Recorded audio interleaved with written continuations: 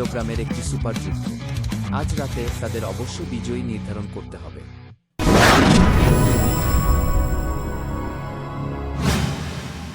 আমরা নেদারল্যান্ডস থেকে নীল দলের খেলোয়াড় টমিকে আমন্ত্রণ জানাচ্ছি।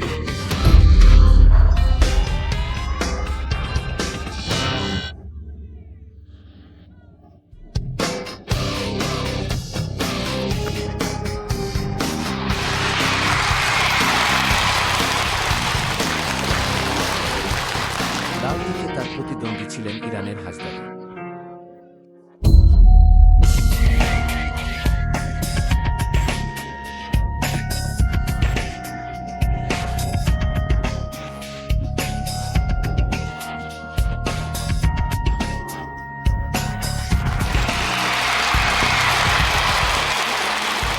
প্রথমত আমাকে নীল সাইড প্লেয়ার টমি ডিকম্যানের সাথে পরিচয় করিয়ে দিতে দিন। ২৬ বছর বয়সী, উচ্চতা ১৬৩ সেমি, পেশাদার রেকর্ড ৩২ ম্যাচ, ২৪ জয়, ১০ কেও।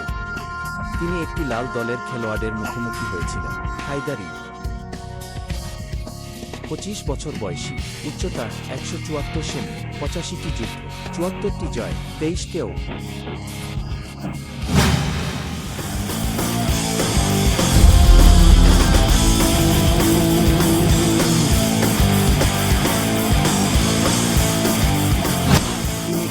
রেফারি হিসেবে দায়িত্ব পালন করেছেন। তিনি ছিলেন মিস। হ্যালো প্রিয় দর্শক, ইমেইল লিজেন্ড ওয়ার্ল্ড ফাইটিং চ্যাম্পিয়নশিপে আপনাকে স্বাগত। এটি একটি 60 কেজি সুপার রেস। নীল দলের খেলোয়াড় হলেন নেদারল্যান্ডসের টমি ডিকম্যান, লাল দলের খেলোয়াড় হলেন ইরানের হাজদারি। তিনি ১ নম্বর ইরানি 60 কেজি অ্যাথলেট। দুজনের মধ্যে শরীরের আকারের পার্থক্য খুব সুস্পষ্ট। উচ্চতার পার্থক্য 11 সেন্টিমিটার। টমি ডিকম্যানের দেহ দিনের কিংবদন্তিকে এক খেলোয়াড়দের সাথে ঘনিষ্ঠভাবে সাদৃশ্য করে। গ্রিক টাক ছিলেন, আর তাদের পোশাকের অভ্যাস অনেকটা একই রকম। আসুন দেখি দুজনের লড়াই। এমনকি তারা যেভাবে তাদের পদক্ষেপগুলি সম্পাদন করে থাকছে। হ্যাঁ, কিন্তু ইরান একটি খেলোয়াড় হাজদারি হাঁটুতে আঘাত করছিল, ঠিক যেমন ছোট্ট তাপলক্ষ্মী তখনকে একটা সবচেয়ে বড় চ্যালেঞ্জের মুখোমুখি হয়েছে। ক্লোজ রেঞ্জের কাছাকাছি থাকলে প্রতিপক্ষের হাঁটুর স্ট্রাইক দ্বারা সর্বদা সহজেই নিরীক্ষিত হয়। লসুই হাজদারি দূরত্ব এবং কিছু লাথি মারার কৌশল তৈরি করার জন্য কিছু আক্রমণাত্মক পদক্ষেপ নিচ্ছে। উঁচুকে ঝাড়ু দেয় খুব তাড়াতাড়ি।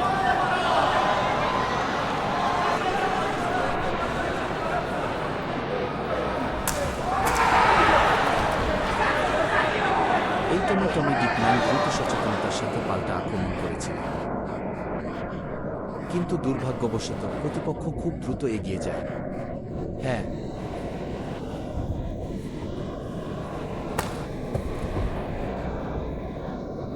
হায়দারির পা শেষ হওয়ার পরে শরীরের পিছু হটার ক্ষমতা খুব শক্তিশালী। পশ্চাৎসরণের সময় টমি ডিকম্যান একটি ডানহাতি আপারকাট সরবরাহ করেছিলেন। এটি প্রতিপক্ষের চলে আঘাত করেছিল। সুতরাং টমি ডিকম্যান খেলোয়াড় এই খুশি অত্যন্ত ভারী। দেখো, এইমাত্র সে লাথি মেরে বের করে দিয়েছে, অনেকটা গ্রিক টাক মাথার মতো। আমাদের সাবধান হওয়া দরকার। টমি ডিকম্যান নেদারল্যান্ডস থেকে এসেছেন। এটি সমসাময়িক যুদ্ধের রাজ্য, বলা যেতে পারে অবাধ লড়াইয়ে এটি অন্যতম শক্তিশালী দেশ। আমরা টমি ডিকম্যানে হায়দারির দিকে তাকাই। এই প্রবল আক্রমণের মধ্যে পশ্চাৎসরণের দিকটি উভয় পক্ষের দিকে থাকবে। হ্যাঁ, এইভাবে টমি ডিকম্যানকে নিরপেক্ষ করা যেতে পারে। একটি সারলাইনের পূর্ণ আদালতের অপরাধ। আবারও এটি একটি ব্যাকওয়ার্ড সুইপ ছিল। হায়দারি তখনও খুব বুদ্ধিমান ছিল। একবার প্রতিপক্ষ ঘুষি মারে, তাড়াতাড়ি এই দূরত্ব থেকে সরে যান এবং পিছিয়ে নয়। উভয় পক্ষের পিছু হটার গতি বিশেষাদ্ভুত ছিল। হ্যাঁ, প্রান্তগুলি নড়াচড়া করতে দিন। লসুইপ এই শরীরে আঘাত করা পিংপং শব্দের মতো। যদিও টমি ডিকম্যান কিছুটা শক্ত করে চাপ দিচ্ছিল, কিন্তু হাজদারিও দ্রুত গতিতে পিছু হচ্ছিল। হ্যাঁ, উভয় পক্ষের দূরত্ব, চলাচল এবং অনুসরণটি নিয়ন্ত্রণ করুন। সেই সময় টমি ডিকম্যান এই টার্ন ব্যাক লেগ সুইং করেছিলেন। আমি আমার ছোট পায়ের অসুবিধা দেখতে পাচ্ছি। ঠিক আছে, রাউন্ড 1 শেষ। প্রথম খেলা, যদিও উভয় পক্ষের বিভিন্ন উচ্চতা এবং বিয়োগ আছে, এই প্রযুক্তিগত শৈলী সম্পূর্ণ নয়, কিন্তু এখন পর্যন্ত কোনো সাড়া মেলেনি। এই সংঘর্ষে তীব্র পরিবেশ তৈরি হয়েছে। আপনি বলতে পারেন হাসদারির ঘুষি। এটা সত্যি অনেক দীর্ঘ। দেখা যাক এটা সত্যি কিনা। টমি ডিকম্যানের ভেঙে পড়ার ক্ষমতাও খুব শক্তিশালী। একবার তিনি কাছে পৌঁছানোর পরে তিনি তৎক্ষণাৎ একটি ভারী ঘুষি দিয়েছিলেন। হ্যাঁ, এটা খুব ভারী। আসুন দ্বিতীয় খেলার দিকে নজর দেওয়া যাক, কারণ তার স্ট্যামিনা হ্রাস পেয়েছে। হায়দারি কি পিছু হটবে, অথবা উভয় পক্ষের প্রত্যাহারের গতি কমে যাবে? এটি টমি ডিকম্যানকে লড়াই করার সুযোগ দেবে।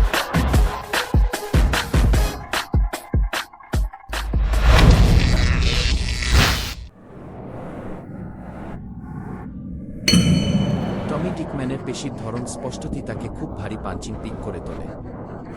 হাত, ছোট্ট জাম্পিং স্টেপের স্টাইলটিও গ্রিক টাক মাথার সাথে অনেকটা মিল রয়েছে। এটি একটি পরিবর্তনশীল লাইন সহ একটি উচ্চস্তরের সুইপ।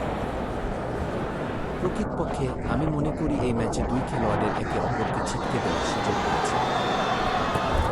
ঘুরে দাঁড়ান এবং আপনার কাঁধে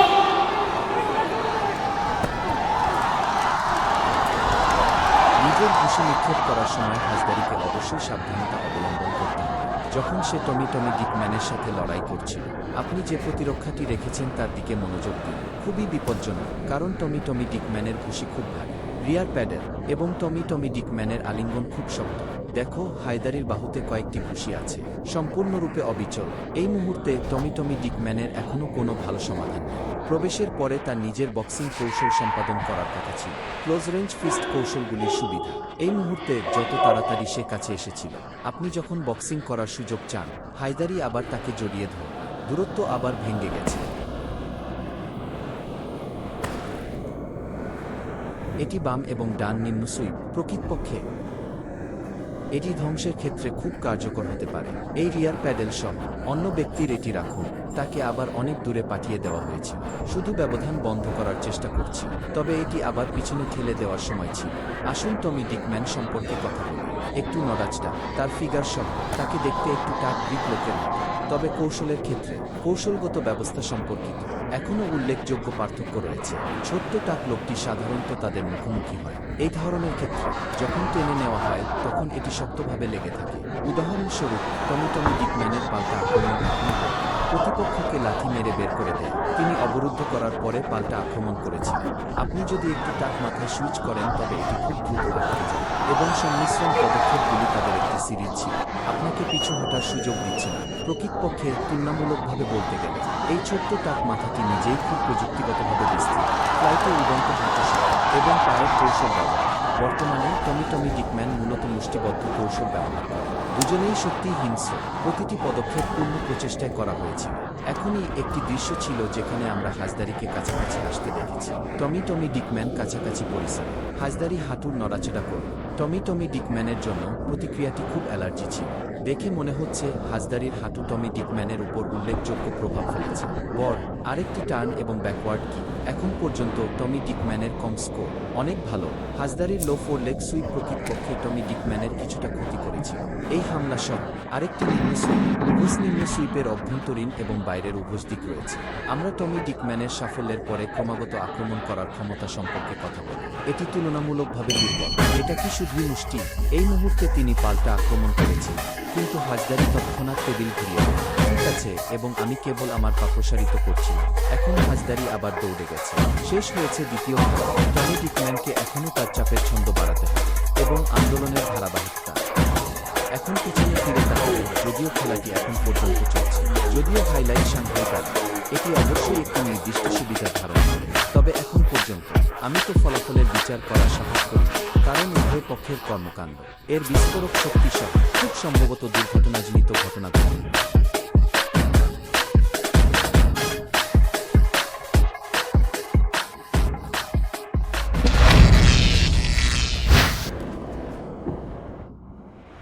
ঠিক আছে, উভয় পক্ষের জন্য তৃতীয় রাউন্ড।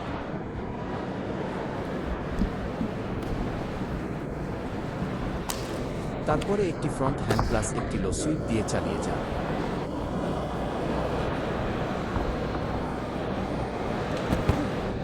উভয় পক্ষের কৌশলের মধ্যে রয়েছে প্রযুক্তিগত শক্তি। প্রথম ম্যাচটি এখন পর্যন্ত বদলায়।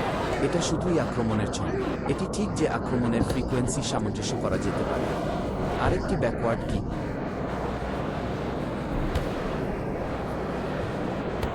হাজদারির স্পিন ও ব্যাকওয়ার্ড কিক ও হাঁটুর স্ট্রাইক। এই জন্য টমি ডিকম্যান আক্রমণাত্মক প্রক্রিয়া চলাকালীন এই প্রভাব সত্যিই তাৎপর্যপূর্ণ।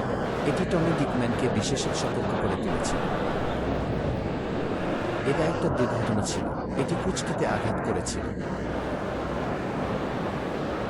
নিয়ম অনুসারে টমি ডিকম্যান 5 মিনিটের বিরতি পান।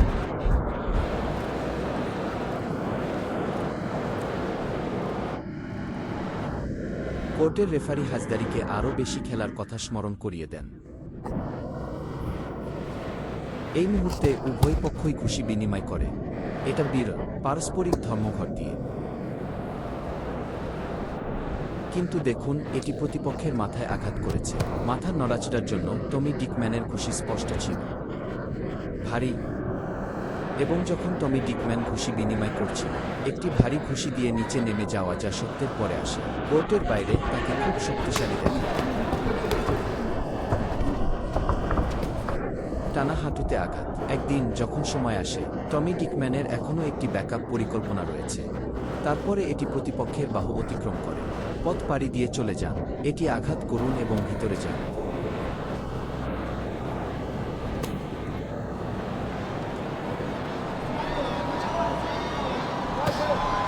এখন পর্যন্ত টমি ডিকম্যান আক্রমণের ছাড়ছে। এটি আরও কিছুটা গতি বাড়ানো উচিত। আপনার নিজের গতির এই নড়াচড়া ব্যবহার করুন। আপনাকে তাড়াতাড়ি প্রবেশ করতে হবে।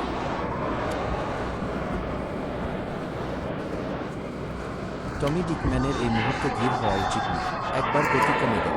এই মুহূর্তে একটি ফ্রন্ট ধাক্কা ছিল। টমি ডিকম্যানের মাথায় লাথি মেরেছিল। হ্যাঁ, একবার গতি কমে গেলে। একজন লম্বা খেলোয়াড়, আপনি আরও মসৃণভাবে খেলবেন। তোমাকে অবশ্যই চলতে হবে। আসলে এটি এমন দেখাচ্ছে বক্সিং ম্যাচের ক্ষেত্রেও একই অবস্থা, ঠিক টাইসনের মতো। টাইসন একটি বড স্তরে রয়েছে হেভিওয়েটদের মধ্যে। তিনি মাত্র 1 আরও খেলোয়াড়, তার প্রতিপক্ষের বেশিরভাগই তার চেয়ে 10 সেন্টিমিটারেরও বেশি আছে।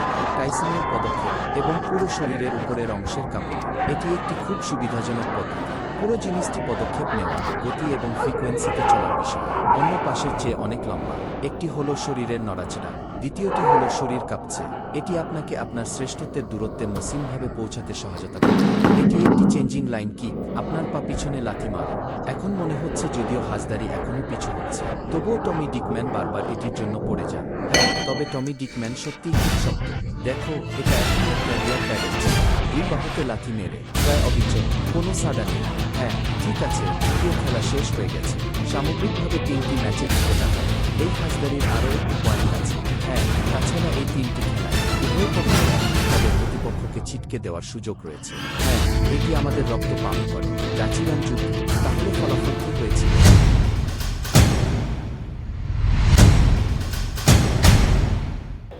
রেফারি নং 1 30 থেকে 28 জিতেছে। রেফারি নং 2 30 থেকে 27 জিতেছে। বিচারক নং 3 30 থেকে 27। রেড শেষ পর্যন্ত শট দেওয়া হয়েছে।